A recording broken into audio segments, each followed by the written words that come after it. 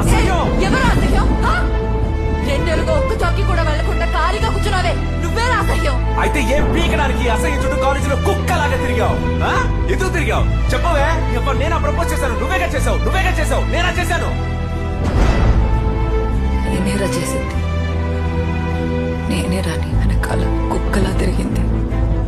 కాలేజ్లో నా కళ్ళకు నువ్వు పొగరుగా కనిపించావు. నీకోసం పిచ్చిదాన్నయ్యాను.